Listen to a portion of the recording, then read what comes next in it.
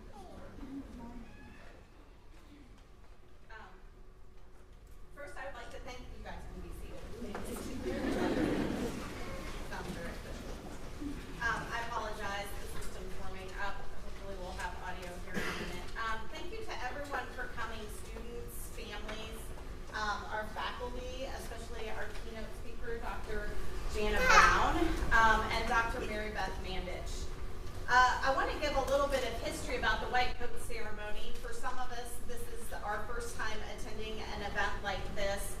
But it first began in 1989 in the University of Chicago with medical students, and quickly started to spread across to other healthcare professions. The first full actual ceremony, similar to this one, was in 1993 at Columbia University. And then by 1995, the first healthcare profession it had spread to was the pharmacy students. Typically, prior to this, the professional oath that students would take was done during their commencement ceremony. But the oath that they're going to be taking today now occurs actually for these students. Typically, it's before you start clinical placements, but because our programs are pretty condensed, we don't have the luxury of waiting to start clinic after you've had a year of didactic classes. And so therefore, they're kind of at this transition in their programming where they do have a majority of their academic coursework completed, and their placements are much longer and a little more intensive. They have an opportunity to engage in activities that they didn't necessarily have in the past, especially medical settings. And a lot of that is because of the need for specific knowledge and skills that weren't present prior to those courses being completed. This particular ceremony today is actually very special for us as a division. And part of that is because it's our first white coat ceremony in the School of Medicine as the Division of Communication Sciences and Disorders. These cohorts have had a lot of firsts. And hopefully they see that as a really exciting thing because all of those firsts came with a new clinic, came with a new program, and the thing that always excites me the most, because the most valuable thing is humans, a lot of new faculty. And so for us, this has been a very exciting time as a division as we grow and expand as a program, not only in offering an online speech-language pathology program for the first time ever, but also in expanding the resources available to students to improve the educational experience that they have within their graduate programming. I especially want to thank Dr. Mandich. Her hard work over the last 3 to 4 years is really a large part of why we are where we are right now. As we all know, without the support of our upper administration, we can only do so much. And Dr. Mandich has a very big heart for the healthcare professions and ensuring that not only we have students get a great experience, but that we're meeting the needs of West Virginia and the entire United States. And she knows that our healthcare professions are extremely important. And in particular, she fought long and hard for the Doctor of Audiology program and really helped us to get it back on its feet and in a better place than it ever was, in all honesty. And so I think that's really important for us to remember. With that, I would like to introduce Dr. Mandich, as she will have an opportunity to share her thoughts about this ceremony and what it means. Good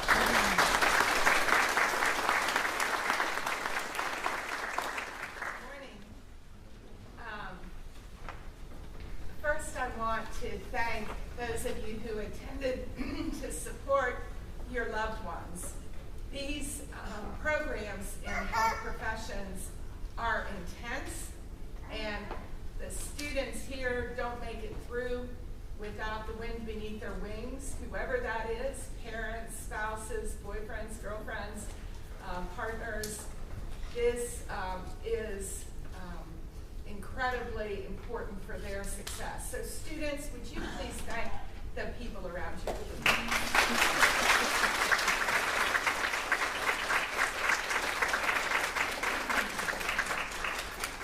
The next thing that I want to remind you of is to congratulate you on the importance of the fields you have chosen. If we had to choose or select the most essentially human behavior communicate with one another in the ways that we do. And the absence of that ability is incredibly debilitating for people. And so you have chosen a field that will open the doors for individuals who may have difficulty with communication, whether it's the inability to hear the sounds of the world and the sounds of speech, or whether it's the ability to create speech and communicate and express. Your skills and knowledge and abilities will be critical. So don't ever forget the person behind the work that you do. And I know that you'll have those Kodak moments in your career when you are able to help a premature baby learn to swallow so they can be discharged to be home. Or you can have a child who has cerebral palsy who's been locked in a body that doesn't work be able to express themselves and say, I love you, or I'm thirsty for the first time. And the ability for audiologists to help the young and the old live in the world around them because they can hear and because that hearing allows them to live a normal life. And so congratulations on the fields that you have chosen. You will never be sorry, and you will be incredibly rewarded.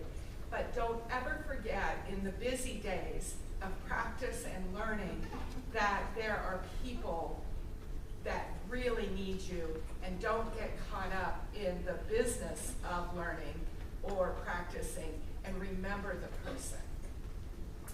The next thing I want to say is, as you expand your clinical experiences, you are still learning. So when you sit here, everyone is always a little bit nervous, and of course, you aren't expected to know everything. I hope you know something. I'm sure you know something. Feel free to ask. Feel free to try. This is the time when you have that mantle of learning above you that you really can explore what you learned in the classroom and apply it in the clinic. And remember that sometimes you may teach the people who are in the clinic the most new and evidence-based thing. That's why one of the reasons that people take students. And that's the next thing I want to say to you. Your clinical supervisors in audiology and speech-language pathology are not paid. They take students out of their passion for their field. So please respect that and appreciate it, and someday in the future, pay it forward. And the last thing I want to say to you is, as you go into broader and broader areas away from campus, you are representing WVU.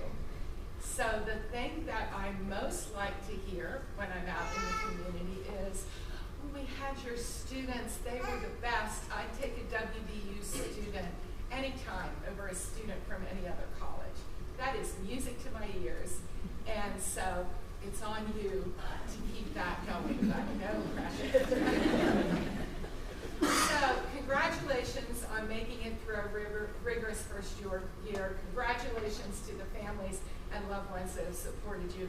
And I'll look forward to watching you receive your professional diploma over the next year or two. Congratulations.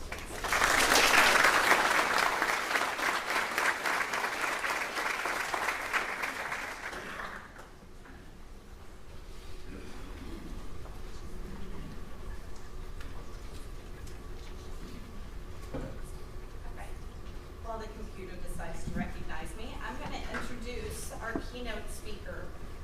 We are honored today to have Dr. Deanna Brown join us for this particular event and to share with us some tidbits of knowledge and just great advice for all of you. Dr. Brown graduated from WVU, and I'm not going to say the year, I purposely didn't do any years, but she graduated from WVU with her Master of Science in Audiology, and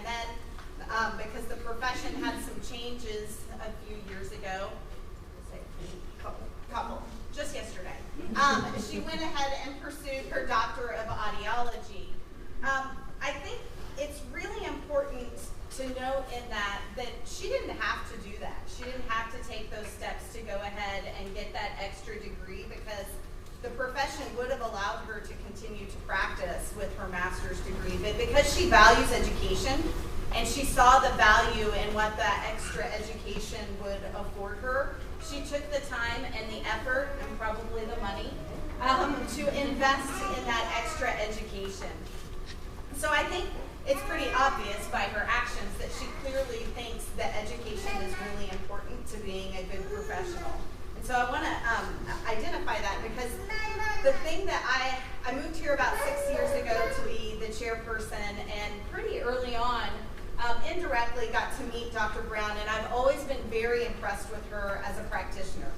And that is part of the reason why I asked her to come today and be your guest speaker, because of those characteristics. So I just want to kind of, from my own perspective, want to highlight those that I see as very valuable and things that I would hope all of you students, and yes, we can learn speech-language pathology students from audiologists, so you can do these same characteristics because they're not necessarily tied to being an audiologist. But she definitely has this desire to continue to improve her knowledge and skills, but most importantly because she wants to be able to meet the needs of her community and meet the needs of her clients. And I think that's really important because she owns her own private practice over in Maryland and has put in a lot of work to ensure that the practice that she provides is state-of-the-art. You go to her practice and you see nothing but best practice in place, and that is a wonderful thing. Related to what Dr. Mandich just mentioned, she's always willing to take students, whether that's students that are in their residency or that's students that are, taking their clinicals and just getting an experience. And I think that just shows how valuable she thinks it is to give back to the profession and ensure that she's going to contribute. And I'm sure she also feels like she gets something from those students as well, but she's definitely giving a lot of her time. And so we're truly appreciative of that as a program because finding sites that are as good as hers is actually a very difficult thing to do. And so it's really, really important to us, and we value it a lot when we find those gems. And so I also want to highlight that Dr. Brown is our first keynote speaker. There's a lot of firsts today. And so with that, I would like to introduce her as she will give a speech. And she also has some wonderful videos, so I'm going to open up the internet for her. So please help me welcome Dr. Brown.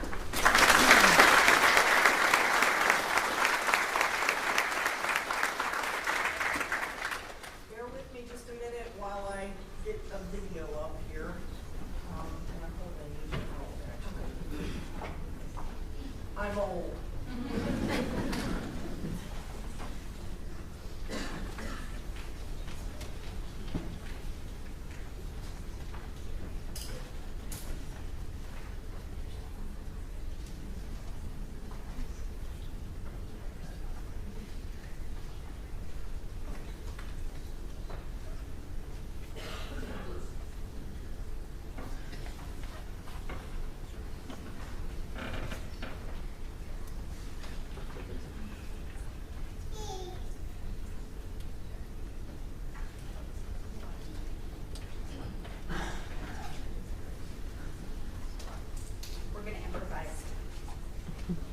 While she's doing that, I just want to say that Dr. Mandich, thank you, and she sort of gave my speech, so thank you all very much.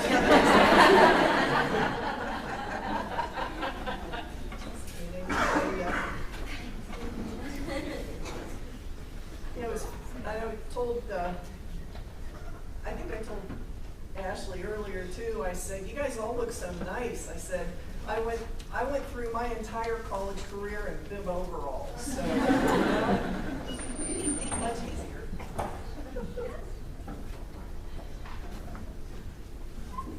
The other thing I will tell you all, it's really interesting what she said about WVU students and being able to represent WVU.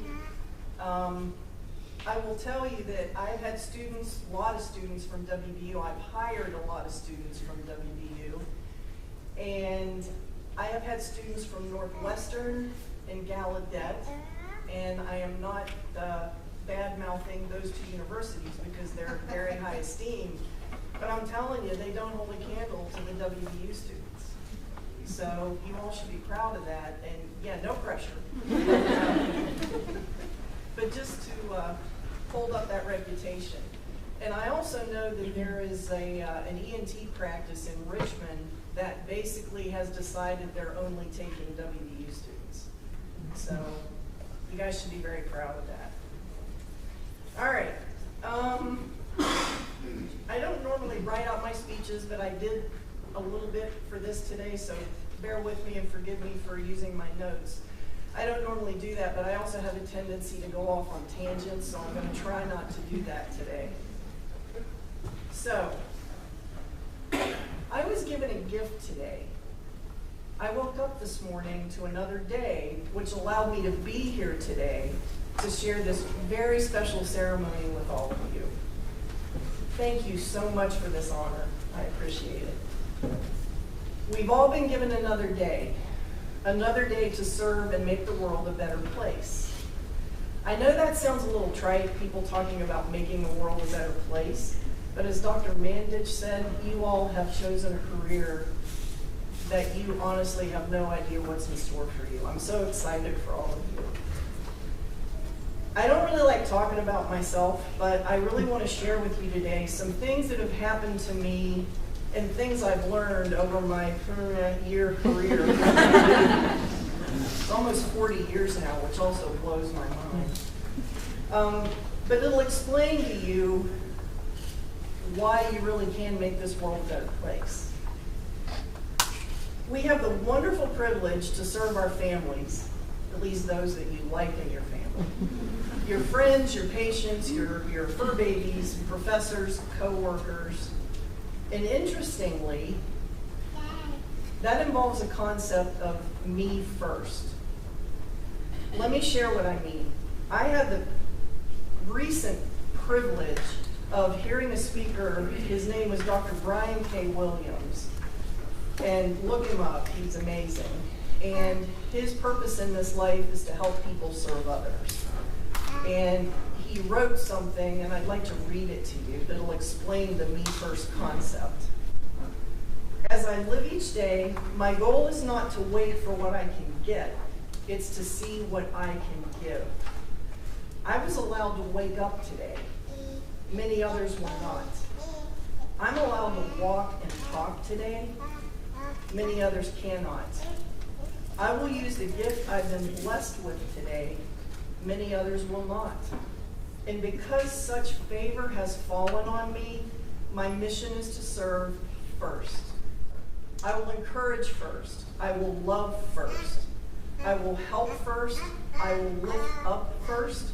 I will give first. Even more than that, I will open doors first. I will show gratitude first. I will give recognition first. Me first. I have no right to expect anything from anyone whom I haven't given something to first. I did not work for the air that I breathe. I had nothing to do with the sun shining on me. My heart is not beating because of anything I did. They are all gifts and beautiful gifts, and gifts that I never asked for. Gifts that I receive every single day. I am alive, so I will live. I have received, so I will give first. Now, as you heard earlier, what you guys are going to do matters, and it matters a lot. Understand also that your words matter. There is nothing I can do for you should never leave your lips over the next 20, 30, 40 years of your career. At best, there's nothing I can do will lead to giving up and complacency. And at worst, believe it or not, and I've almost seen it, suicide. Even if you can't make someone speak or hear perfectly, you can help them manage their lives and give them tips and tricks to make it even a little bit easier. Or you can lead them to acceptance. That too is a gift. Don't be casual about what you say, because as your days go on and you're in your career and you feel like you're doing the same thing every day, I want to tell you a little story. I had a couple that came to see me, and they were from Blacksburg, Virginia, and they ended up coming to my office because they had a vacation home up in West Virginia. And they came in, he was having trouble hearing, we did a hearing test, we reprogrammed his hearing aids, and I ended up counseling them on basically how to live with each other. And they've been married a long time, so you know how that goes. But he was having trouble hearing. I sat down and did my usual that I say almost every day. You know, if he's 2 doors away, please don't expect him to hear you. You know, get his attention, just the usual things that you all are learning to say. About a week later, I walked back in my office after I'd run out to grab something to eat, and there's this huge bouquet of flowers on my desk. And when I opened the note, all it said was, "Thank you for saving our marriage." You honestly, the impact of your words are so great, so never forget that in your career. Don't also forget the patient appointments, as Dr. Mandich said, believe it or not, they're not about you, they're about your patient. Each of your appointments should be approached with the attitude of, how can I help this person? What can I do to help them speak clearer to their family, to form a thought, turn it into a sentence, to hear their grandchild or spouse say, "I love you," and as Dr. Mandich said, to be able to say, "I love you," to hear the rain on the roof and the wind through the trees, things that most people take for granted. So even though you're going to be a speech language pathologist or a doctor of audiology, and you're in the medical field, especially now being under the medical umbrella, the medical school umbrella, part of the point of my speech today is not to forget you are also in the service industry. Frequently in healthcare, they forget it's also a service industry. It should be a service industry. Even if you don't believe in their beliefs, give them your best effort. So another quick little story. Not to bring in politics, but let's just say I'm not a far-right Republican. And I had a patient that came into my office, and her main goal of being able to hear was to hear Rush Limbaugh's radio show. Doesn't matter what I believe and what I don't believe. My goal was to help her hear better, and that's what we did. And she unfortunately progressed from needing hearing aids to then also now she's in cochlear implants, and she's doing fantastic. But and we also see prisoners. So, you know, you can't treat them any differently. You have to just put that all aside and do your job. So also, don't also forget, everyone has a backstory. You have no idea what they just came from when they walk into your office. They could have come from physical and verbal abuse. They could have come from a recent death, a house full of drugs. Treat them all with kindness and compassion, and listen to your patients. If you get nothing else from me today, I'm going to beg you to listen to your patients. That will make all the difference in your career. Do you hear depression? Do you hear anxiety? Do you hear possible suicide? And I'm going to tell you, recently, since COVID, I am now getting my staff suicide training because we're hearing it more and more in our practice, and it's terrifying. Don't be afraid to cry with your patients, and trust me, you will. And rejoice with them too. Be an advocate for your patients. Fight for your patients. Treat them all like your parents, unless you don't like one of them. Just kidding. And also, another word of advice, practice like you're going to have to defend yourself in court, because you may. Throughout your career, you may. So please do that. Just keep that in mind. If you don't know something, confidently say, I don't know. Don't shrink from that. And then find out. Be bold. Start your own practices. And that means speech pathology as well. There's no reason. Most speech pathologists think I have to go into the school setting or I have to go to the hospital setting. Start your own practice. Audiologist, hell yeah, start your own practice. Also, don't be afraid to call the leaders in the field with questions. You're going to build relationships, you're going to network, and you might just learn something. And speaking of learning something, I have made it my lifelong mission to continue with my education. And I do feel a huge responsibility. I don't want somebody that lives in Oakland, Maryland, having to drive to Johns Hopkins to get a cochlear implant. Now they only have to drive an hour to Morgantown. Thank you very much, everyone. So that is awesome. So make a difference in your patients' lives. Make a difference in your field. Be passionate about what you do because it matters.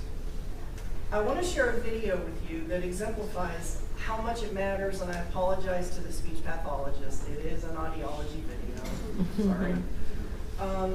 But I want to tell you about Mr. George, and I'm allowed to use his name. He's given me permission. This is a gentleman that came into my office, and he desperately needed speech. He'd had a stroke, a lot of difficulty talking, some expressive aphasia. Decided it wasn't worth going because he couldn't hear anyway. And he really wasn't interested. His wife said there's no way he's going to wear hearing aids. So I would like you to watch this video, and then I just have a couple more words and I will be done. I'm going to take my mask off for a second. We have a surprise for you. Right? Yeah. Yes. Well, for both of you. We have a surprise for you. Yeah. The product placement was not intentional, I swear.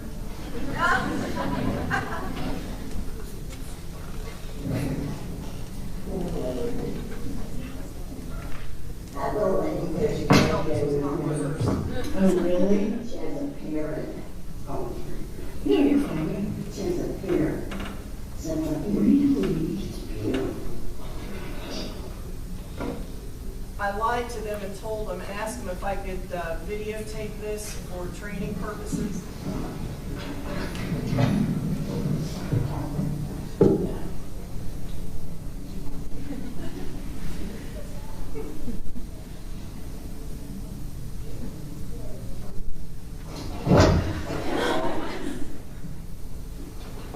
We're doing a calibration, so he's hearing some fairly loud, weird noises right now.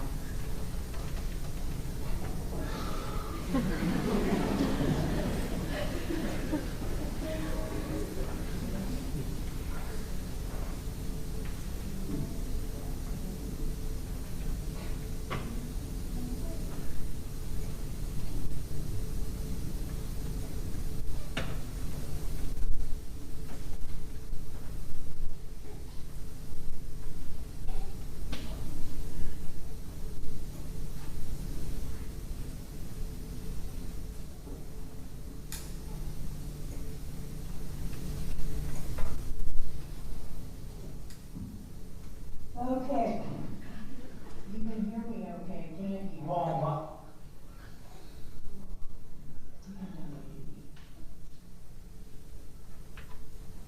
Is that a little bit better? For the audiologist, he's got a Okay, how about that? Is that better? Oh.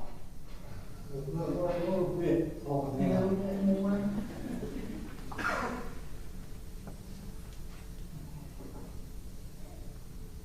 Okay, how about that? Is that better? Now, we have another surprise for you. We work with a wonderful company, Yeah. and they're giving these to you. What? Why? Why not?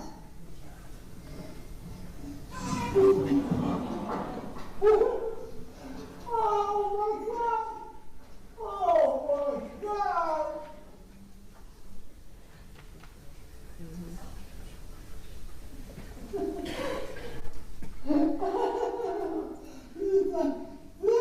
You're welcome. You're making me cry.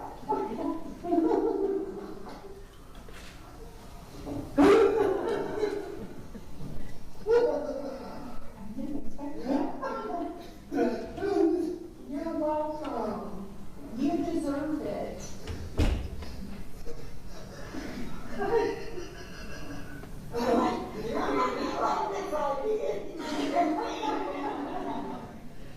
You're welcome. You need to hear.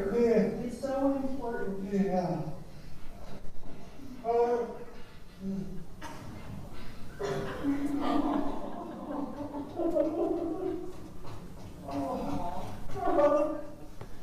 my God.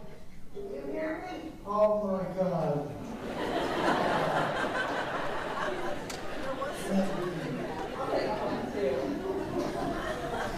That is Alex Zorbach's rear end. Thank you. You're welcome. You deserve it. You need to hear. Sorry, that one gets me every time. I am happy to report he is doing so amazingly well. He is now playing with his 4-year-old grandson all the time, and before he couldn't hear him. So again, guys, your work matters. And hopefully, and I don't know this, but hopefully he started some speech to help him with his aphasia. That was the other goal that we had, was to get him some help that way. So again, in the end, even though your appointments are about your patients and how to make their lives as wonderful as they can be, dear Lord, what you will receive back is immeasurable. This is where I cry. I have received so much from this field. And I never imagined it going into audiology. You know, I was like, oh God, hopefully I'll make 40 grand a year. Yeah, everybody knows exactly what I'm talking about, you know? But what I receive back, it takes my breath away. I'm so excited for you all because there are so many changes coming in this field, and I'm so jealous and envious that I'm on my way out and not coming in. So, guys, enjoy this. And again, I challenge you to be the best you can be for your patients. I challenge you to open those practices and to continue your education and really understand that what you do matters. Thank you so much.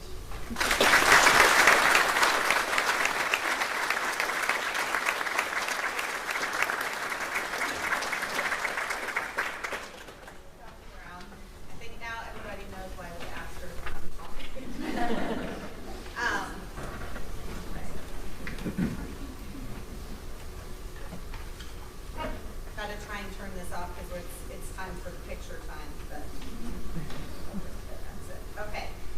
With that, students, we're to the time where you are going to take your oath. So if all of the students would please stand and find your oath. Unfortunately, I don't have a copy in front of me, and I don't, off the top of my head, remember how it starts. So I would ask that all of you begin reading your oath now and stay together. As a doctor of audiology, I pledge to practice the art and science of my profession to the best of my ability and to be ethical in conduct. I will respect and honor my teachers and also those who forge the path I freely follow. According to their example, I will continue to expand my knowledge and improve my skills. I will collaborate with my fellow speech-language pathologists and other professionals for the benefit of our patients. I will, to the best of my ability and judgment, evaluate, manage, and treat my patients. I will willingly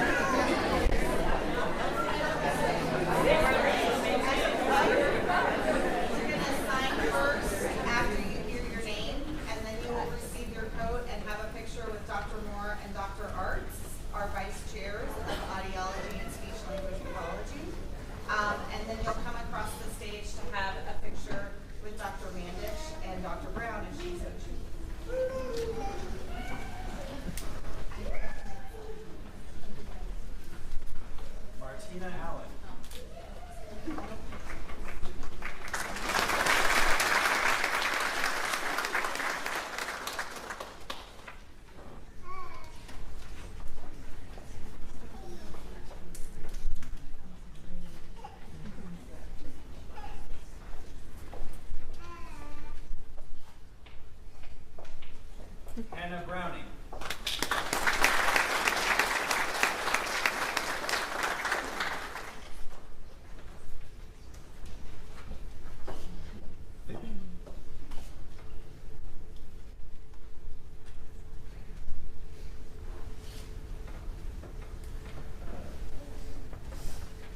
Allison Crushorn.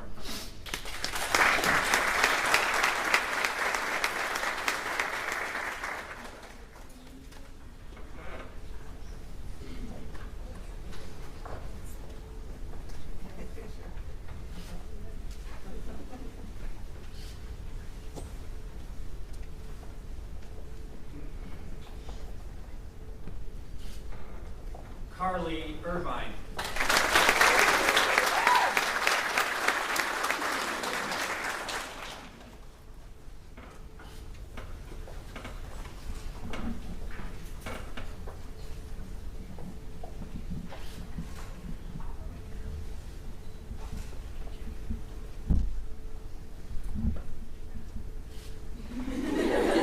Sydney Hill.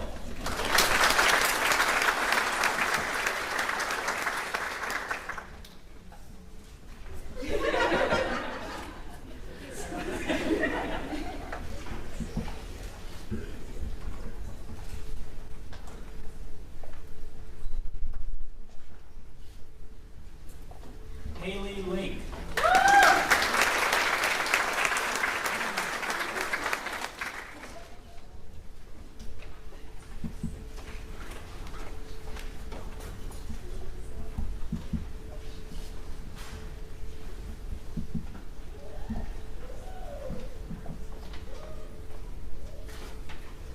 Emma Martin.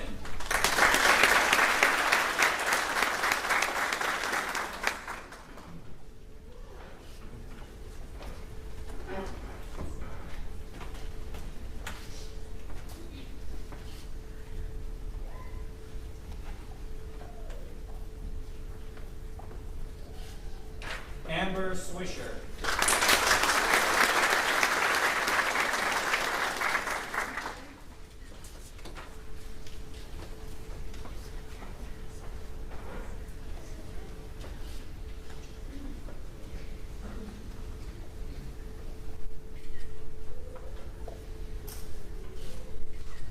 Sierra Timmy.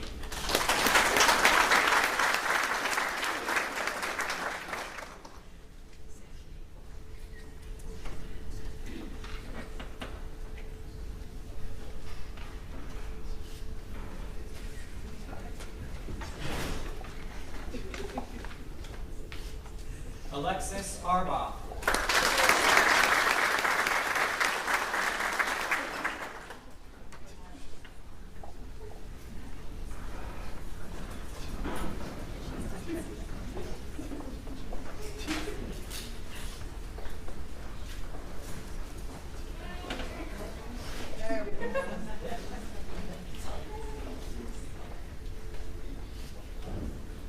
Michaela Argarakis.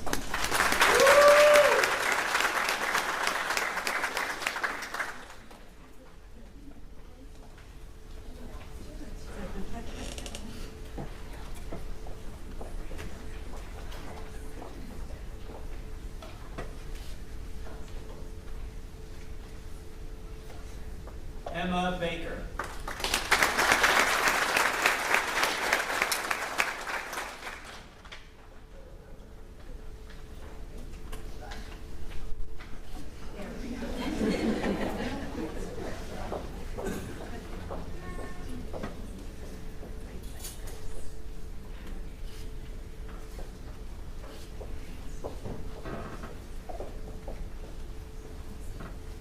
Chelsea Black.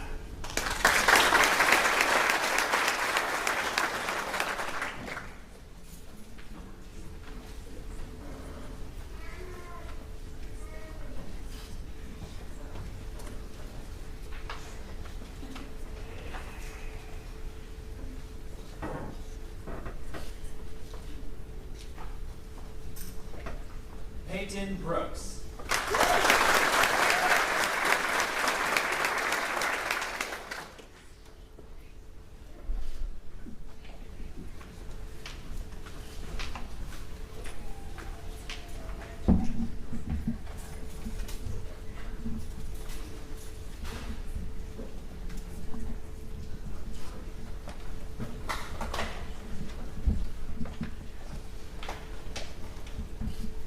Joanna Brown.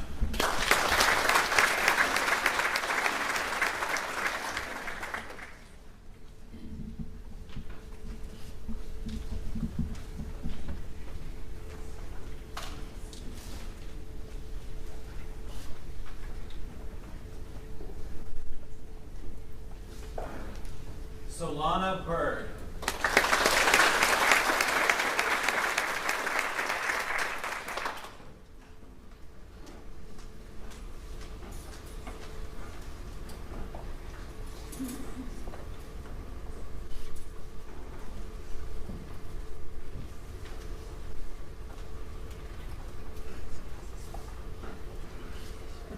Genevieve Cohen.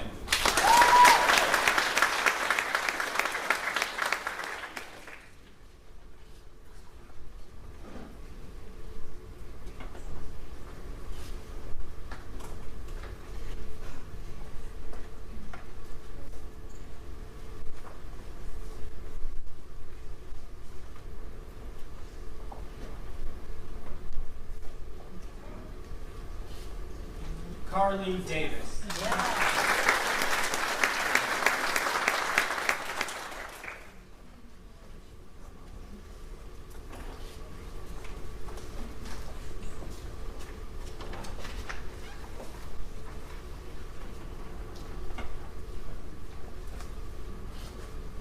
Samantha Duffy.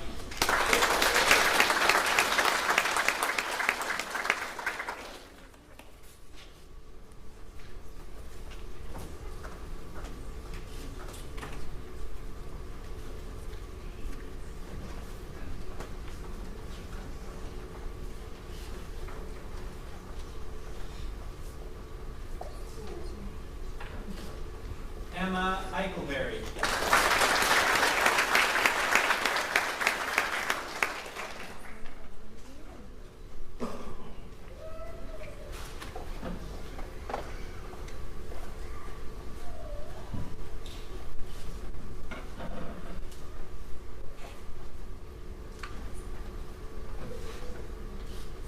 Jordan Ike.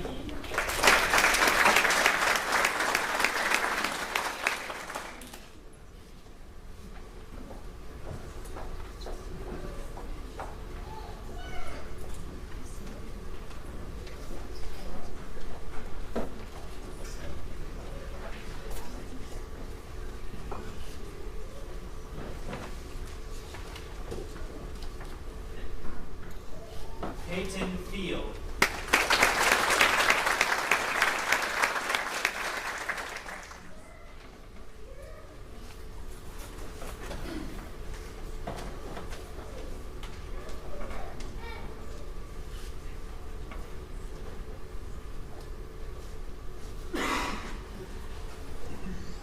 Joanna Finley.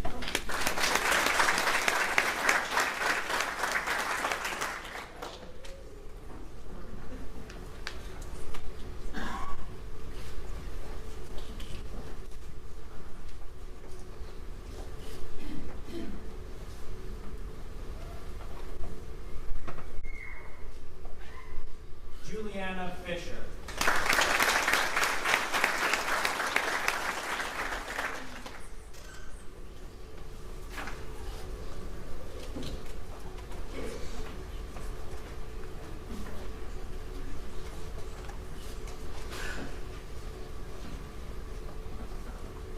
Madison Fisher.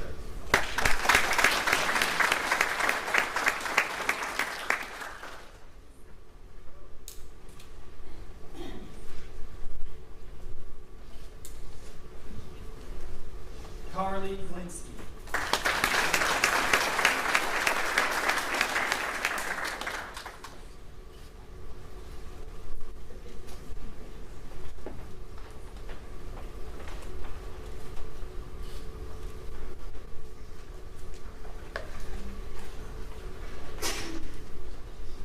Emma Goddard.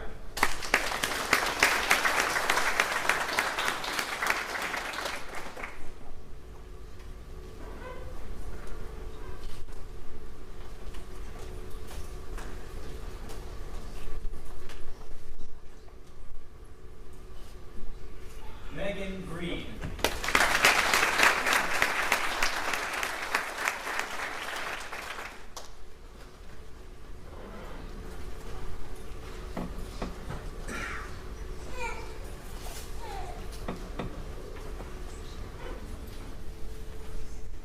Hannah Haddix.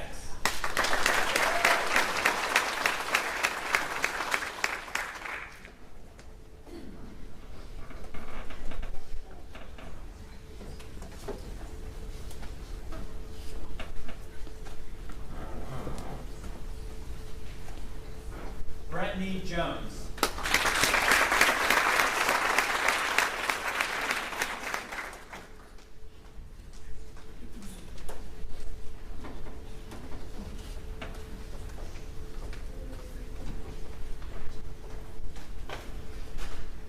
Audra Knotts.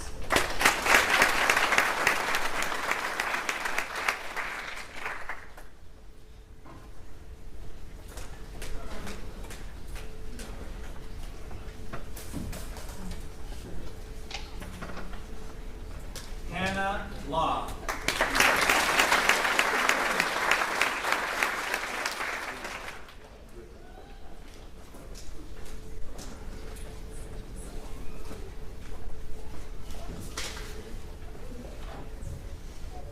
Sydney Leary.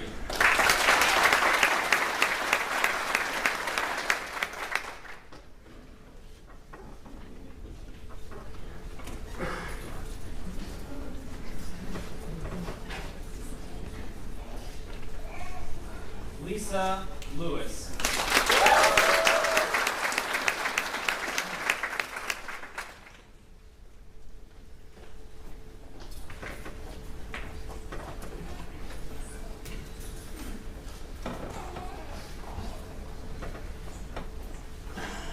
Miranda Lynn.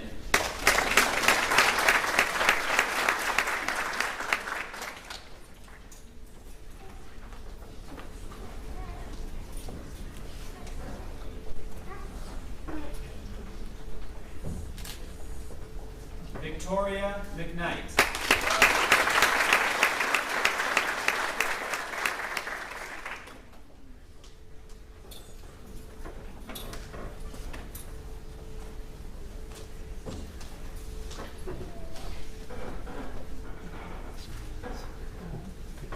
Sydney Moffett.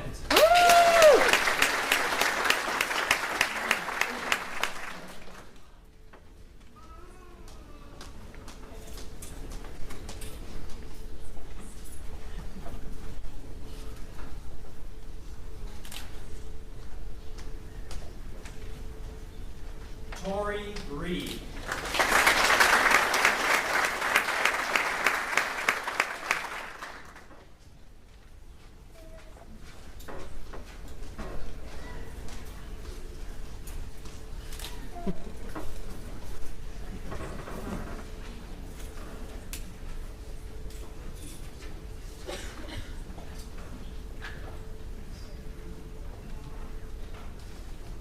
Hannah Savage.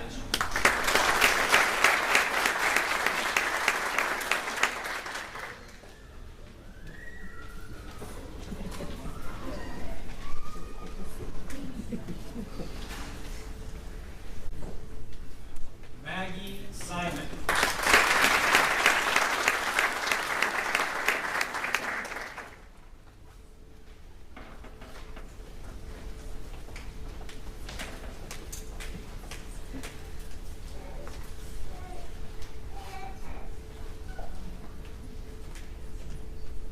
Abby Sindeldecker.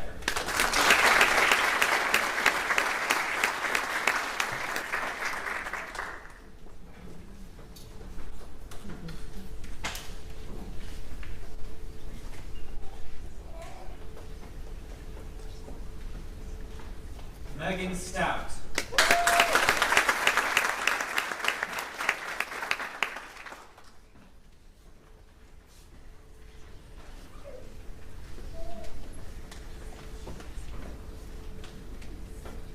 Natalie Thorpe.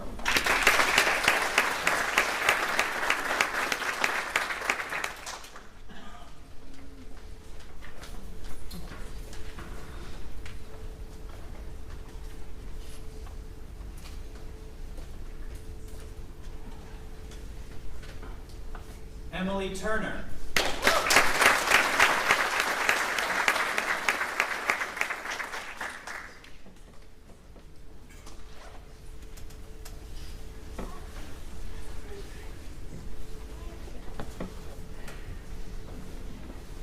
Callie Tyner.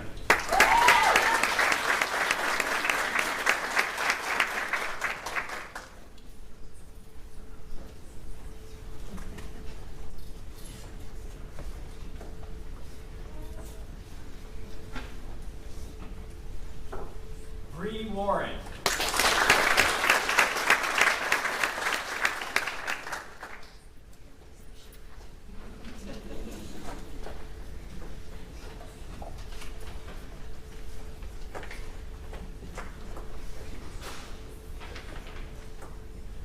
Alexis Watkins.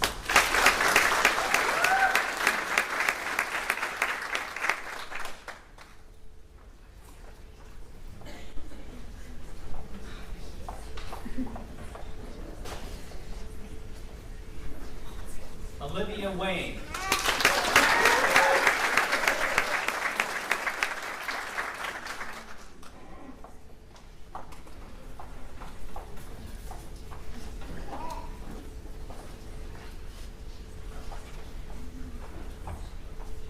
Madison West.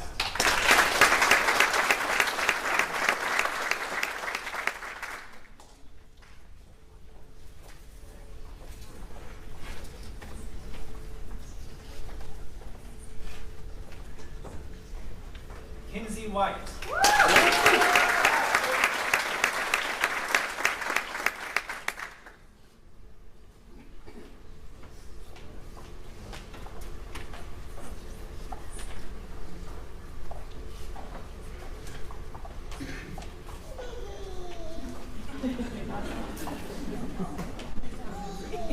Sydney Whitlock.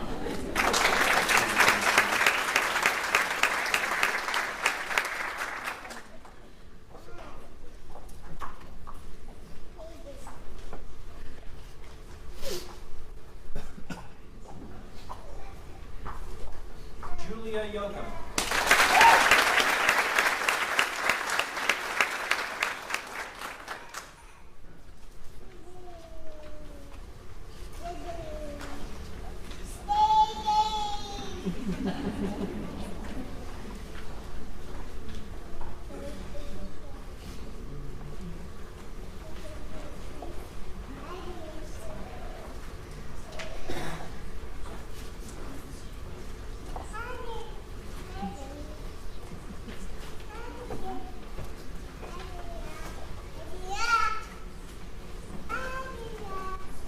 I would like to be the first to congratulate all of you, not only on your current accomplishments, but the future that lies before you is very bright. And so with that, let's all congratulate the students.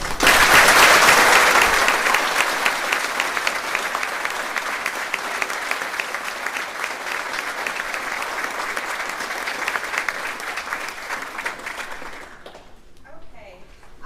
As we conclude today's activities, I'd like to thank everybody again for coming. I know lives are busy, and so we really do appreciate you supporting your students and their accomplishments. I can tell you the students have definitely been looking forward to today. As faculty, we heard the chatter, and so it is an exciting time for them, and we celebrate that. I would also like to just highlight something in particular. I would like to commend Dr. Mandich, the School of Medicine. Typically, speech-language pathology students aren't part of a white coat ceremony.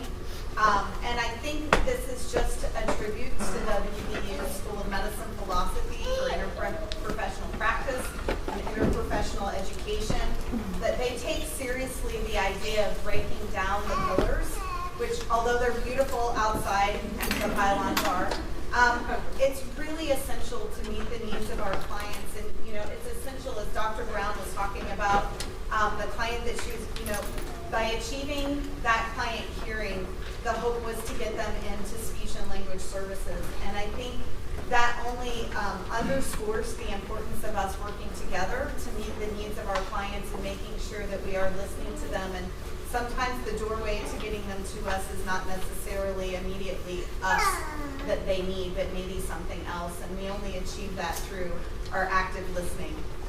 And so I just really wanted to acknowledge that because it is unique. It is a unique aspect of the School of Medicine to not hold the white coat ceremony only for individuals earning a clinical doctorate. And so I think that makes things very special, and I think it's really important to acknowledge that. It would be foolish for me to end today. My family is very movie oriented. When I had my kids, one of our favorite activities was Friday movie night as they were younger.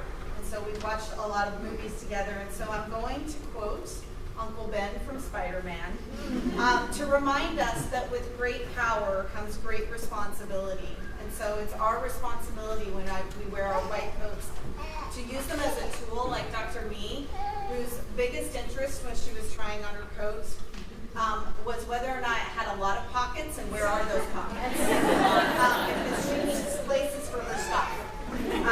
And so it was really entertaining when we were in the bookstore trying them on what she was interested in. But I think it underscores the idea that this is not meant to be a barrier between us and our clients and their families, but this is meant to be a tool to try and help facilitate them being able to communicate more effectively. And then, interestingly, tying off of what Dr. Brown said, I'm also going to quote Clarence when he was speaking with George Bailey in It's a Wonderful Life, which we watch every Christmas as a family. Each man's life touches so many other lives. When he isn't around, he leaves an awful hole, doesn't he? And I think that's all of our goals.